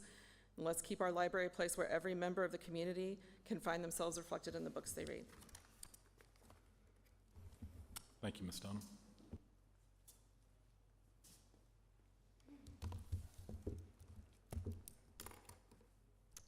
Hi. Good afternoon, members of the board. My name is Sarah Ferguson. I live at 9692 Tanager Lane in Spanish Fort. I am a proud military spouse, and I have 2 children in the Spanish Fort school system. One of the ways those children have learned to relate and engage with others is through their voracious reading. So I'm a big proponent of giving them access to as many books about many ideologies as they can have access to. And so I'm here today to urge you to reject this policy that's mandating the removal of books that may contain LGBTQ+ content from the children's section of the library. This policy is not only discriminatory in effect, but as Elizabeth just pointed out, it raises serious constitutional concerns. In addition to the Sun versus City of Wichita Falls case, there's also a case of Counts versus Cedarville School District, where the court found that restricting access to Harry Potter books based on ideological concerns violated students' First Amendment rights. In both of those cases, as Elizabeth pointed out, the courts emphasized that public libraries cannot just remove or segregate books solely because some community members or parents might disapprove of their content. The Spanish Fort policy singles out books using search terms like LGBTQ, transgender, and gay equating these with obscenity or inappropriateness. And that's bad policy. And it's also legally and ethically indefensible. The American Library Association and the American Psychological Association affirm that LGBTQ representation is not inherently sexual or harmful. These books often teach acceptance, identity, love, what it is to be a family, and that's just some basic human values we should all support. According to the Trevor Project, LGBTQ youth who have access to affirming spaces are 40% less likely to attempt suicide. Removing or moving age-appropriate books that reflect their lives and their families sends a dangerous message. You don't belong. And let's be clear, it's not about obscenity, it's not about harm or safety, it's not about community standards or the APLS guidelines. Many of the books being removed or moved are board books and picture books designed for toddlers with themes like having two moms, or this book about a family doing chores and bathing a chaotic cat. These are not sexualized materials, and labeling them as such is not only misleading, it stigmatizes LGBTQ families and children. You may believe that this policy is protecting children, but I have to ask, which children and which families? All children and all families here in Spanish Fort deserve to see themselves in stories. All families deserve representation, and this policy does not protect, it excludes. Finally, the policy runs counter to your very own stated values in the collection development policy to, quote, reflect a diversity of viewpoints, end quote, and provide materials for the, quote, enlightenment of people of the community, end quote. Moreover, you state in the children's collection section that the children's collection is meant to encourage lifelong reading habits, providing material to satisfy and stimulate the informational, educational, cultural, and recreational needs and stages of emotional and intellectual maturity of children. That's exactly what these types of books do, and that also includes LGBTQ people and families. The courts have ruled, the data is clear, and this community is watching. Please do not let fear and bias override constitutional rights and basic human dignity. I just ask that you reject this policy and stand on the right side of law and history. Thank you. Thank you, Ms. Ferguson. Hello again. My name's Laura Anderson, 31895 Bob White Road. I know that's technically Loxley. I realized that after the last meeting, and I looked it up. Anyway, I was here at the library last Thursday to get books for my son and I. I perused the young adult section, and I found Mommy, Mama, and Me, Daddy, Papa, and Me, Donovan's Big Day, and Introducing Teddy, all shelved in the young adult section. So I checked them out since I'm an adult and I can do that. Took them home and put them on our end table. My son is 7, so he helicopter reads. He'll like pick up a book and walk around the house reading it. And he helicoptered over to me with this one and he said, Mom, I'm confused. In the book it says Mommy on this page and Mama on this page. And I said, well, the family in this book has 2 moms, so they each have a different mom name, kind of like how you have a Gigi and you have a grandma. He said, oh, okay. And he helicoptered back. We didn't have to discuss sex. We didn't have to discuss anything graphic or explicit. Just a book about family and how family takes care of each other. So, and to my understanding, you said that the Let's Talk About It is the only book that's been challenged up to this point. So it leads me to ask, or to believe that these books were reshelved in anticipation of potential challenges, which I don't believe is in the policy that you're considering adopting. Moving these to the young adult section is removing them. It's removing them from the children's section. And children ages 1 to 3, which these books are written for, I believe 5 to 7 on this book and 3 to 6 on this book, their parents will be checking out their books. So the parents still have the ability to leave the book on the shelf and say, that's not in line with our values, we're not gonna get that book today. Just like I could not check out the book about Ramadan because I don't practice Islam. That's my belief if I want to or not, although I do like to expose my kids to all kinds of books, so we check the Ramadan books out anyway. I just want to say that I think that there are small groups across the country who are coming in, they're stirring up the pot, they're very loud and they're very persistent, and I understand. Y'all's job is thankless. I don't envy you any of this, but just know that control is their goal. Authoritarianism is their goal, and they're not going to stop at some reshelving of books. If you give into this, if you give into the threats and the fear, you're allowing those authoritarian beliefs to take hold. We're all entitled to our beliefs. I'm sure that there are people in this room that don't personally agree with LGBTQ marriage, but we have a responsibility to allow all families the same rights afforded to me. LGBTQ marriage is legal, full stop. It's not less suitable. There might be people that would like to change that, but as of right now, it is just as acceptable as my marriage, as your marriages. This is the slippery slope. There are people in this town who probably, based on their religious beliefs, don't agree with dancing and music. They might believe that is sinful. They're allowed to believe that. I also don't see them here demanding that you stop offering the pops playing out here to the public. It's a beautiful event, great space. No one's coming here and demanding you stop offering that just because it doesn't align with their personal values or beliefs. It's the slippery slope. It's not just about the books. Oh, I'm hearing myself double. That's just the foot in the door. And if it were really about protecting children, we would be educating children on empathy, on kindness, on acceptance. I want to give some statistics. Suicide is the second leading cause of death among young people aged 10 to 14, and the third leading cause of death among 15 to 24-year-olds, according to the Centers for Disease Control and Prevention. That was in 2022, after COVID. LGBTQ plus young people are more than 4 times as likely to attempt suicide than their peers. The Trevor Project estimates that more than 1.8 million LGBTQ plus young people ages 13 to 24 seriously consider suicide each year, and at least one attempts suicide every 45 seconds.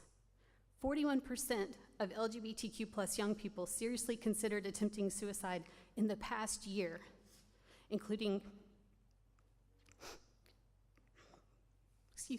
half of transgender and non-binary youth. We know that representation and inclusion is the solution to many of these issues. If we really want to keep kids safe, we need to work together from a place of genuine care and understanding. I understand that the book that you were mentioning is not appropriate for a child. I agree with you. I would not want my 7-year-old seeing that book, but that book could potentially help a 15 or 16 or 17-year-old avoid rape, avoid sexual abuse. We have a major issue with keeping our children safe in this country, and we owe it to them to figure out a better way to do it than restricting access to information that they need. Thank you. Thank you, Ms. Anderson. Hi, my name is Christy McClellan, and I live at 86 Quais en Trace, just across 225 in Spanish Fort Estates. I'll keep my comments brief because many of them have been very eloquently been made. When I spoke a couple weeks ago, I tried to explain and give examples as to how much time I've spent in the Spanish Fort Library, looking at books for my children and for myself, hours and hours in the children's section, in the young adult and the adult section.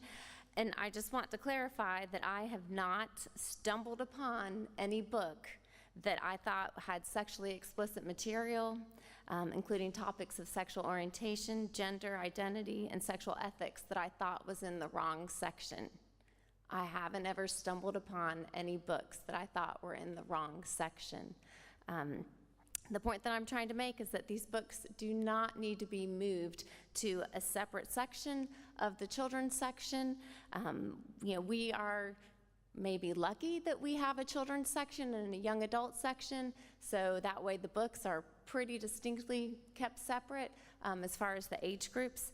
I'm a regular patron of this library, and I don't think that we need to restrict access to these books based on the proposed policy. My undergraduate degree is in health science education. About 10 years ago, I got my master's degree in public health, and so I've taken several classes on community health, sexual education, all sorts of topics. And just like the previous speaker said, I really believe that we need to allow age-appropriate access to all kinds of information for the benefit of our teens and our young adults and our children. And again, that book, Let's Talk About It, right, it's geared for 14 and up. It should be in the young adult section, not the children's section. I also wanted to clarify that parents with their card can see what books their kids check out. I can get an email. So I know if I'm not with my child when he checks out a book, I know what books he has checked out. So even if I've given him permission, even if he's trying to keep books from me, I know what books that he's checking out so we can have those conversations. I also have a concern that if books are moved and are not in the general access of the children's library and they're not checked out as much because you have to be intentional to go to this particular section to check out the book, will that result in lower circulation? Will books not be checked out, and then will they be removed from the library's stock because they're not being checked out? You know, I'm a parent, and we as parents have tough jobs to do. I don't think I need to explain to you how difficult it is to monitor what your kids are watching, reading, what TV shows, what websites they have, but I don't think we, as parents or individuals, that we should make that decision for the rest of the community. The parent has the responsibility. So I urge you to reconsider these proposed policy changes and stop restricting access to books by moving them to a separate area, whether that's a separate area within the children's section or the young adult or adult section of the library. And please let parents make those decisions for themselves. Thank you, Ms. McClellan.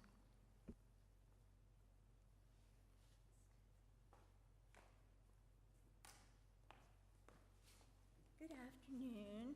My name is Dr. Kathleen Heath. I have lived in Spanish Fort for 36 years, raised our daughter here, and so I know a lot about Spanish Fort and how its growth has been. But I'm here today as my role as a therapist. I have a doctoral degree in counseling psychology from Auburn, and met a Southern man and moved down here. I was in Cincinnati, Ohio. But I have to say to the board or council, I have never in my life in Cincinnati, where I grew up, never, even I guess during the time I've been in Alabama, seen this type of pressure being put on library boards and schools and, you know, let's get rid of this, and real censorship kind of move. I have never seen anything like it, and I dare say I may be one of the oldest people here. Because I've been practicing for about 35 years. I have seen over 5,000 sexually abused children during that time. I was involved in the beginning of the Child Advocacy Center up in Huntsville, and then we started the Care House down here, and that has become an international movement to protect children. And that we know that education from this little is the best prevention that we have, like teaching correct names of body parts, things like, ours is the only country that has nicknames for private parts. We are the only country in the whole world that has nicknames for private parts. And believe you me, in doing investigations, and you've got to know what the child's talking about, and they may be talking about maybe their breast, or but they call it a kitty cat or something. And it's really important that children get information early on. I talked to Nikki Whitaker at the Care House a couple days ago. She said they have not had a problem with a book in 10 years as far as a book being involved with any abuse. She said the thing folks really need to think about is the media and everything the kids are exposed to on their computers, on their phones, and there are some parents who are really vigilant and really watch, and there are some parents who let their children stay on that tablet just to amuse themselves and don't. And I just learned as a grandmother that, like, I think it was Minecraft, which I thought was M-I-N-D, but no, it's M-I-N-E, craft, has like a way to get to chat rooms and talk to people that you don't even know around the world. And so that game is not going to be something my granddaughter, and she's 11, but I think that's very important. And I talked today to the director of the National Child Advocacy Center, and they are celebrating their 40th anniversary, and I was there in the beginning helping with that. And they're training people on an international global basis. Their model of the multidisciplinary team where, the policeman, social worker, DA, forensic interviewer all see the child one time and get the information instead of the child having to tell a story, 10 times, and it starts changing. But I do feel that when you move some of the things out of particularly the young children's section, you take the risk of taking away their power of education.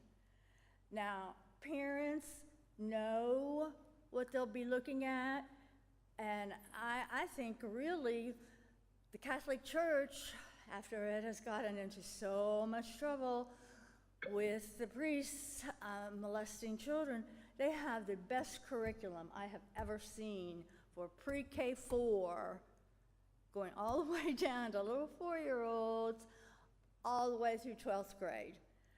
And it includes learning the name of body parts. And so I would have to ask you to, if any of the books that have been moved are due to explicit training, I don't even know if that's the correct word, just giving kids information is power.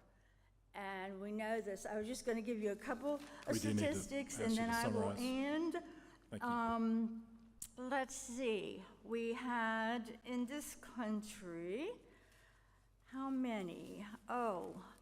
559,000 cases of child abuse in 2024. Okay, in Baldwin County, they told me today, where's my piece of paper? We do need to finish up, I'm sorry. Please. Thank you. Well, it's like 25,000. Where is my number? Because the Child Advocacy Center gave me that number. But it is a significant problem, and it takes a significant toll on children and the cost of trauma to our society, intergenerational trauma.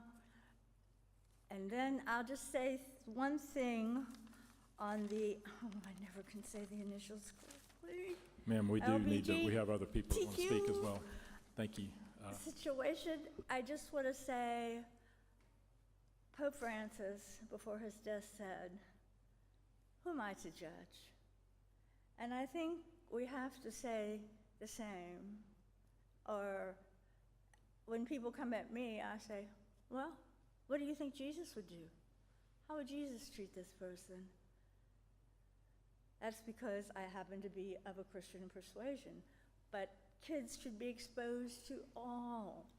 Sorry, I think I went up. No, ma'am. Excuse me, Hey, ma'am, thank you can so I- much. I appreciate it. Can I get you to state your address and spell your last name, please?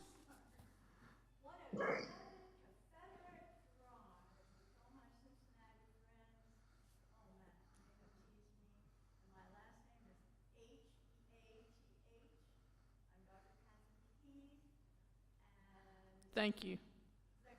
Yes, ma'am. Thank you, Doctor. If you could press that button again, I think the microphone went off. Hello? Okay, it's on. Okay. Hi, my name is Tanisha Sabrina London, and I live at 34124 Burwood Drive in Spanish Fort. I am a licensed therapist, a wife, and a proud resident of Spanish Fort. My husband and I are raising 3 wonderful children here. We have twin sons in middle school, and my daughter is actually graduating from Spanish Fort High School. All 3 are avid readers, take advanced classes, and are in the top 5% of their class. This fall, my daughter is going to go to William & Mary, the second oldest school in the United States, and we're very proud of her. This library has played a meaningful role in our story. I brought my sons here when my daughter was in dance right around the corner, and then after that, I would bring her here when they were in basketball practice. So this library has never been a building, but really a place of discovery and growth. This is why I am speaking up today, not to criticize, but to contribute to the conversation. As a therapist, a mother, and a woman of faith, the reason I want to say this really plainly, especially as a Black woman, and I already know that I stand out, so it makes it pretty difficult at times to speak on these topics, but I just want to say that I believe that books that reflect diverse families, including LGBTQ families, belong on the shelves. If they're age appropriate and not explicit about sexual behavior, they belong in the same section as any other story about love, family, and belonging. Okay. I just feel as if a book about 2 penguins raising a chick, and it's not about sex, it's about care, it's about showing children how to love, and I feel like that is important in this community. This community has embraced me as a Black woman, and so to be honest, it just wasn't easy to come up here because I knew that it's gonna be streamed, what are people gonna say as a woman of faith, but here I am, and I stand to say that I feel that everybody should be welcome, and that censorship, even if subtle, can send a loud message that you do not belong, your family isn't real, and your story doesn't count, and that is not who we are. As a community that raises thoughtful and loving children who have embraced us, a community that has importance to mind, and that I pray that we continue to be as loving and caring as we are, and that my children continue to be exposed to multiple stories, to different types of culture. I pray that we continue to share Black stories, white stories, LGBTQ stories, and stories that are deeply rooted in American, that show that we are thriving. This library helped shape that. So I thank you for listening, for serving, and for helping our children to grow and helping my children to grow. And I hope that we continue to be a place where every child feels seen and that no story is silenced, where we diminish between the content that is sexual. We can distinguish between content that is sexual and one that is about diverse expressions of love and family, and that this community matters. Thank you. Thank you, Ms. London.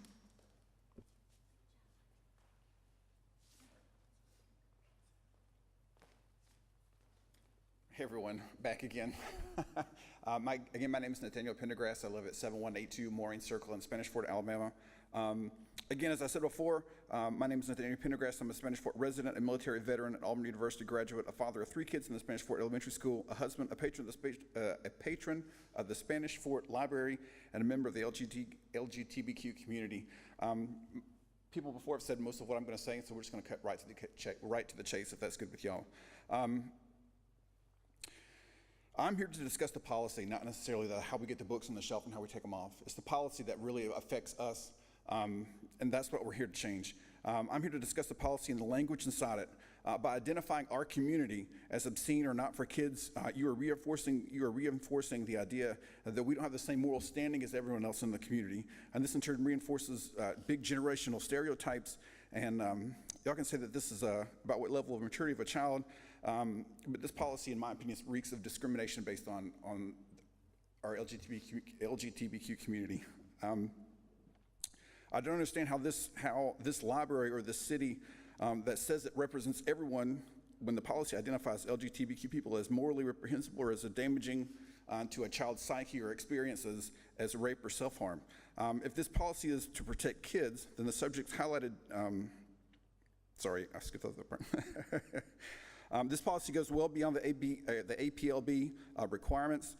If these regulations, even if these regulations were state mandated and they said, hey, you have to put LGBTQ community ideas, sexuality, gender, you had to put them in your policy, I would think that our board, our city council, and our members here at Spanish Fort would stand up and say something. Just like I think if it were 1963 and George Wallace was doing wild and crazy things, I think our community should have stood up and said something to him, regardless of what the state said. I know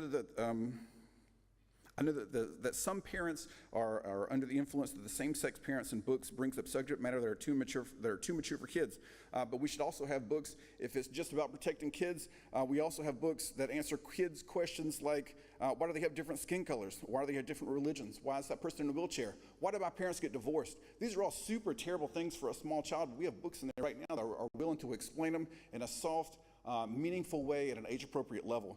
Some of these people say, hey, I can't bring up sex. I can't bring up being gay or anything like that because it might bring up something terrible or whatever it might be. But my answer to that is, hey, we do the same thing with super important, super deep, super important religious matters or religious or whatever matters it is. For instance, hey, how can you have a child's book that explains Easter that doesn't necessarily incorporate what exactly happened to the first century Romans when they crucified somebody? You can say, hey, this is what this is, and you can explain it to your child, and it doesn't have to be some big deal. Same thing with LGBTQ stuff, same stuff with all these other big projects. You keep saying that we're going to let parents parent, and from my experience, if we're going to let parents parent, which parents are we letting parent, right? Because if my moral grounds as a parent align with, parents, or I'm talking way too fast, I'm so sorry. From my reading of the policy, this board picks up a specific type of parent that dictates their religious and moral values to this board, and that's what a parent should think, feel, do, say, act, and look for in these books. When, in my opinion, hey, that particular opinion is not representative of Spanish Fort, and it is a fast shrinking minority that shows up here as to how we should govern what we're doing. You also say that we aren't keeping you out of the library. It's just a different section. Again, to reference everyone's favorite Alabama governor. How is that logic different from the discriminatory school policies and segregation? Again, George Wallace was protecting the moral and religious sensibilities of white voters when he stood in the schoolhouse steps to keep African American kids in a different section of education. I don't think that the state of Alabama has ever really recovered from that. I still think we suffer from all sorts of stuff. Finally, and this is my most important point, I think over the last 3 board members, you guys have listened to me bumble through this. I think that people from Spanish Fort with kids in this library that have wholesome stories, that know what we're doing, we make up the vast majority of people that come and speak and put our time and energy to say, hey, you guys, we do not like this policy. This is detrimental to our kids. Most of the people that have come and spoke before me, or especially in that first board meeting, that were for these policies, that said put all this stuff in, that said to keep LGBTQ stuff out of the things, they're not here. They weren't here. They're not here now. They're not here the last time. They represent interest way out. We fear more than anything of someone sitting in Northern California dictating what we have in our libraries, where we are so quick to to listen to someone down in Fairhope. I think our community here at Spanish Fort is the one that does. And then last and finally thing, finally, I would ask that you, again, to change the policy and remove the LGBTQ discriminatory language in the library policy. I want to be proud of this community for our civic leadership, standing up to bullies and not for ignoring its minorities.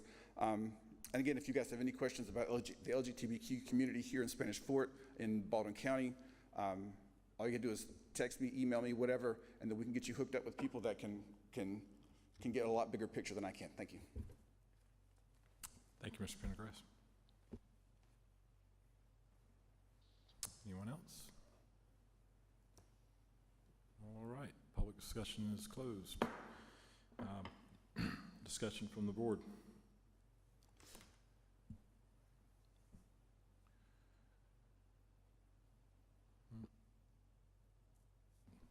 I feel like I could respond to just a couple of things, but I appreciate the passion everybody brings to this. I really do.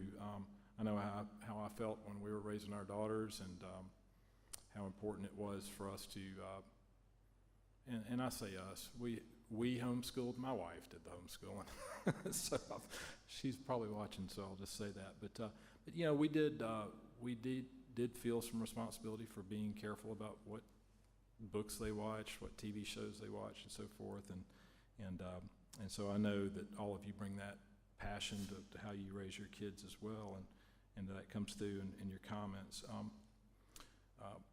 In the end, you know, we do have to do something, and as has been said several times, this is our first shot at changing really this the policy to meet the state's new rules.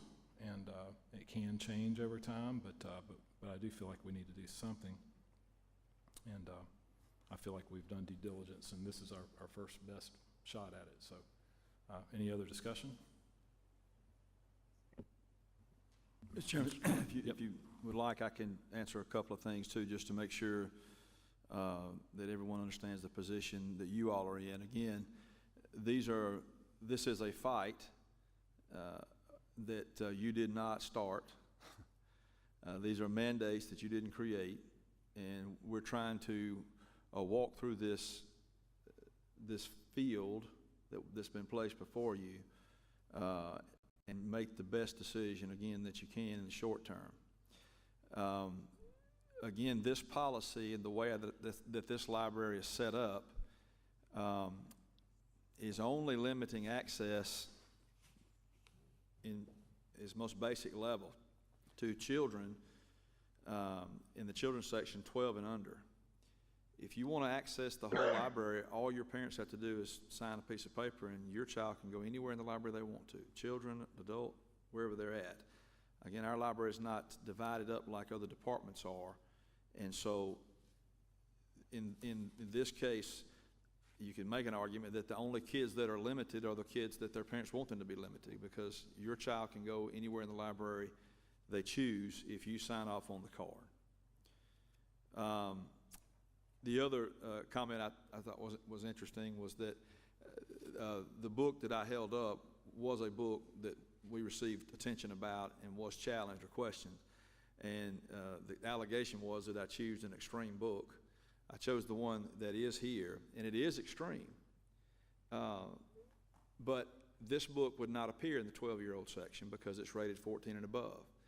The reason that this is interesting is that because of the age selection chosen by the state being 18, it does fall under the mandates or requirements that we have to do something with that book.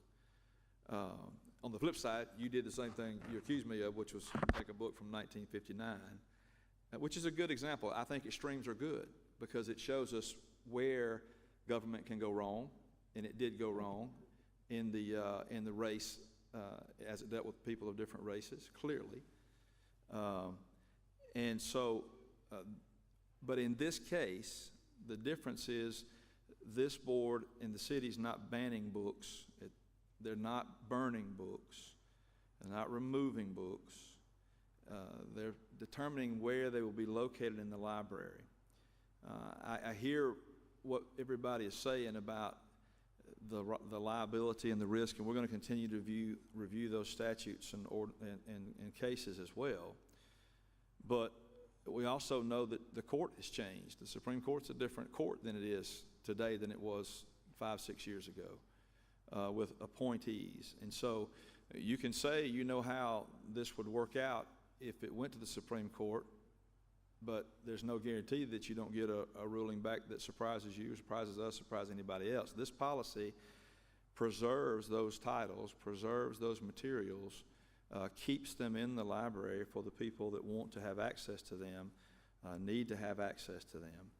And so, and I do, and I think everybody here feels like sometimes that the extreme sides are pushing everybody else. I mean, there's 2 to 5% of extreme views on one side and 2 to 5% of extreme views on the other side.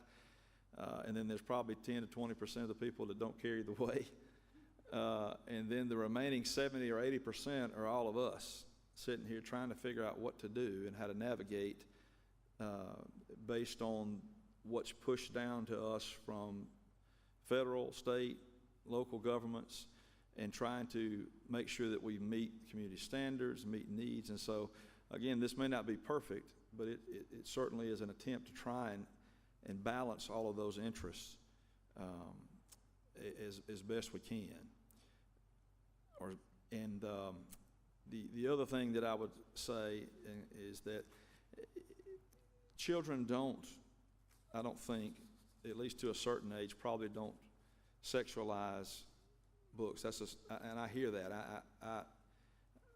I think that's a legitimate point. I don't think that they do, and I think that's a very good point. And we've tried to take that into account. You all have made compelling statements, and we've tried to work those into the policy.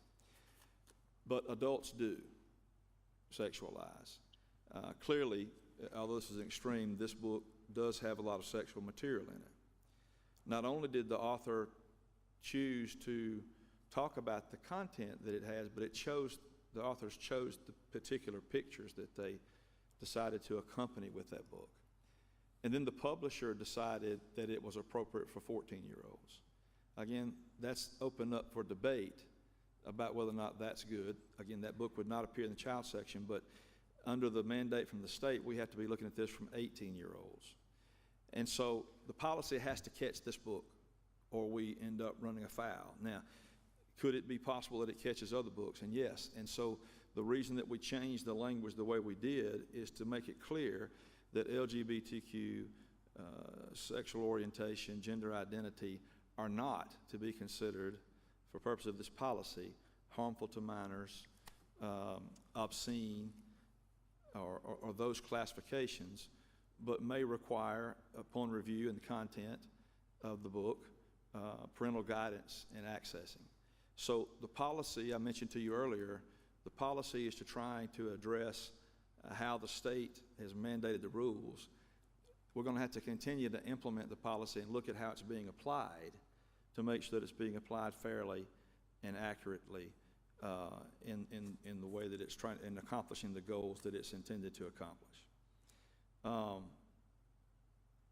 And again, authors can also take very easy books, concepts, ideas, and they can push the envelope to a point where then it becomes a question for people as to how and when they want to have access to those books or allow their children to have access to books. I understand completely wanting to be able to see yourself or allow your children to see yourself in books and see themselves. I think clearly race, African Americans, Asians, Indians, all people of walks of life ought to be depicted in books, being successful, having successful families, even hardships. We need to know what hardships, that people go through hardships, all people go through hardships. All of those are things to be learned from. The question from a community standard standpoint and looking at some of these issues is at what age, because of some of the things that you said, they're very important issues, consent, rape, sexuality, sexual conduct, what is sexual explicit versus what's not sexual explicit, what is sexual content versus what's not sexual content, what's harmful to minors, what's not, what's obscene, what's not, and the things that you listed about the suicide rate, which is way elevated for people in the LGBTQ or transgender community, but even in just regular students and folks that just youth of this age are struggling with lots of issues, and the suicide rates are increasing. So there needs to be books available for them to look at, to see. But the question is, I guess from a parent standpoint, because of the complexity of all those issues, and we have now for months talked about what is appropriate, what's not appropriate, is it appropriate under all circumstances to thrust that decision and discernment process on a 4-year-old or a 5-year-old or a 6-year-old or a 7-year-old or 8-year-old without having some parental guidance for them to wade through that book to make those determinations? And so at its most basic level, and whether we get it right or not, I don't know, we'll see, and they haven't adopted anything yet either. We have to continue to review this, but those books, and y'all make a valid point, need to be available for people that need them to use them, to have access to them. And then I think there is at least a balance that has to be struck between parents wanting to be able to decide when their child is introduced to certain ideas or concepts. And I don't want the word use of idea or a concept to offend anybody. That was talked about that way. An idea or a concept could be racism. It could be murder. It could be rape. It could be any number of things that, because of the content of the book, do not appear in the children's section. For example, I don't think anybody thinks we ought to put certain books that are appealing in the adult section there. They don't have anything to do with sexuality. They don't have anything to do with LGBTQ. The word idea and concept is not meant to single that out. It was just for discussion purposes as it relates to, we do protect children from content. We do protect children based on their age from movies. We do not allow children to have access to certain materials. And so, again, you all will have to decide whether or not you feel comfortable with this, whether or not you think it strikes that balance. And again, I would encourage you over time to continue to review. But again, it is an attempt and a long attempt to hear both sides of the argument, to look at the law, to look at what the state's mandated, to look at how this is changing, and try to strike a balance as best you can for the community to move. And I mean that sincerely, and I know you all do too. So, thank you. Thank you, Mr. Connor. Any other discussion? Would someone like to move to approve the resolution? I make a motion we approve Resolution L1 2025. Second. Roll call. Smith, Yes. I would just like to say that it is my sincere hope that going forward, we do continue to evaluate this policy on a regular basis to make sure that, we take into account all sides, because, it is something, it's a crucial piece that needs to be considered, but as of now, in a way to enable parents for where we are now, as this policy continues to evolve, I vote yes. Yes. Perry, yes. Wynn, Yes. Brabner. I say yes, but I also want to say that I listened to each and every one of you, and each one of you brought up something that I had not thought about before, and you have my word that I will push this group to continue to discuss this and make sure that we stay abreast of everything that is going on. And this is a living, breathing document, and I hope it continues to live and breathe. I would second Mary on that. That's a very good way. Education is what we all just got. So thank you for each showing up. Thank you. Resolution's approved. Any other business to come before this board? Do I have a motion to adjourn? So moved. Adjourn. Let's take a quick break before we begin our city council work session. If that's okay, Mr. Mayor. Yes, sir.